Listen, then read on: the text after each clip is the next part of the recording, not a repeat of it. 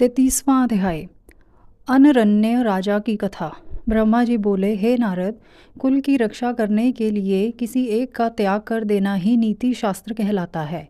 जिस प्रकार राजा अनरण्य ने अपने राजपाट, संपत्ति और अपने परिवार की रक्षा के लिए अपनी पुत्री का विवाह एक ब्राह्मण से कर दिया था, इसी प्रकार लोक कल्याण के लिए आपको भी सभी कृति दे ही देनी चाहिए। राजा अनरण्य के बारे में सुनकर शैलराज हिमालय ने पूछा, हे महर्षि, मैं राजा अनरण्य की कथा सुनना चाहता हूँ। गिरिराज हिमालय के ऐसे वचन सुनकर मुनि वशिष्ठ बोले, हे पर्वतराज, महाराजा मनु की 14वीं संतान इंद्रसावर्णी के वंश में ही राजा अनरण्य का जन्म हुआ था। वे भगवान शिव के परम भक्त थे। 7 द्वीपों पर उनका राज था। राजा अनरण्य ने भृगु मुनि को अपना आचार्य बनाकर 100 यज्ञ पूर्ण कराए थे। राजा अनरण्य की 5 रानियां, 100 पुत्र व एक साक्षात लक्ष्मी स्वरूपा परम सुंदरी कन्या थी, जिसका नाम पद्मा था। पद्मा इकलौती पुत्री होने के कारण बहुत लाडली थी। राजा अनरण्य और उनकी 5 रानियां पद्मा को बहुत प्यार करते थे। राजा बहुत ही सरल, न्यायप्रिय व उदार थे। देवताओं द्वारा स्वर्ग का सिंहासन दिए जाने पर उन्होंने उसे ग्रहण करने से इनकार कर दिया था। जब राजा अनरण्य की प्रिय पुत्री पद्मा विवाह के योग्य हुई तो राजा अनरण्य को उसके विवाह की चिंता सताने लगी। पद्मा के लिए योग्य वर की खोज शुरू हो गई। चारों दिशाओं में सुयोग्य वर की तलाश की जा रही थी। अनेकों राजाओं को पत्र लिखे गए। एक दिन संयोगवश देवी पद्मा वन में विहार के लिए अपनी सखियों के साथ गई हुई थी। वहां तपस्या करके लौट रहे ऋषि पिप्पलाद की दृष्टि पद्मा नाम की उस सुंदरी पर पड़ गई। वे उसकी सुंदरता पर मोहित हो गए। वे उस सुंदरी को मन में बसाए हुए ही अपनी कुटिया पर पहुंच गए। सुंदरी का सौंदर्य पिप्पलाद के मन मस्तिष्क में धंस गया था। एक दिन ऋषि पिप्पलाद पुष्पा भद्रा नामक नदी में स्नान करने गए। संयोगवश राजा अनरण्य की परम सुंदरी पुत्री पद्मा भी वहां उपस्थित थी। उसे पुनः देखकर ऋषि पिप्पलाद के मन की इच्छा पूरी हो गई।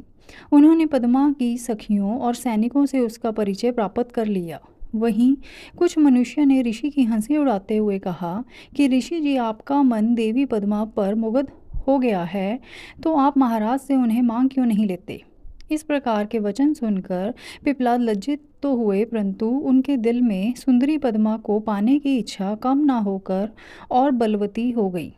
स्नान, नित्य कर्म और शिव पूजन आदि से निवृत्त होकर मुनि पिप्पलाद राजा अनरण्य की सभा में चले गए।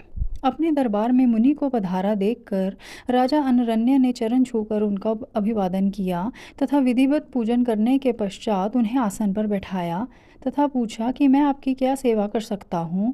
इस पर ऋषि पिप्पलाद बोले, राजा, आप अपनी कन्या पद्मा को मुझे सौंप दीजिए। यह सुनकर राजा चुप हो गए। इस पर पिप्पलाद मुनि कहने लगे कि राजा, यदि शीघ्र ही तुमने अपनी कन्या मुझे नहीं दी तो मैं क्षण भर में ही तुम्हें और तुम्हारे कुल को भस्म कर दूंगा। यह बात सुनकर राजा, उनकी रानियां, नौकर चाकर, दासियां सभी रोने लगे। राजा अनरण्य यह सोच अत्यंत व्याकुल हो उठे कि कैसे वे अपनी फूलों से भी कोमल पुत्री का हाथ एक बूढ़े ऋषि को दें। राजा इसी चिंता में डूबे हुए थे कि वे क्या करें कि तभी वहां उनके पुरोहित और राजगुरु आ पहुँचे। राजा ने सारा वृतांत उन्हें सुनाया। इस पर राजगुरु बोले कि राजन, आपको अपनी कन्या का विवाह किसी से तो करना ही है, तो क्यों ना उसका विवाह ऋषि पिप्पलाद से ही कर दिया जाए। इससे आपके कुल की भी रक्षा हो जाएगी। यह ब्राह्मण इस कुल का विनाश कर दे, इससे तो अच्छा है कि पद्मा का विवाह इन्हीं से हो जाए। इस प्रकार अपने राजपुरोहित और राजगुरु के वचन सुनकर राजा अनरण्य ने अपने कुल की रक्षा करने के लिए अपनी कन्या को वस्त्र आभूषणों से अलंकृत करा उसे ऋषि पिप्पलाद को अर्पित कर दिया। तत्पश्चात देवी पद्मा और ऋषि पिप्पलाद का वैदिक रीति से परिणयोत्सव संपन्न हुआ तथा राजा ने प्रसन्नतापूर्वक अपनी पुत्री को विदा कर दिया। राजा अनरण्य से विदा लेकर ऋषि पिप्पलाद अपनी पत्नी पद्मा को साथ लेकर अपने आश्रम पर पहुँचे। इस शोक में कि हमने अपनी पुत्री को एक वनवासी बूढ़े को सौंप दिया है, राजा अनरण्य राजपाट छोड़कर वन में चले गए।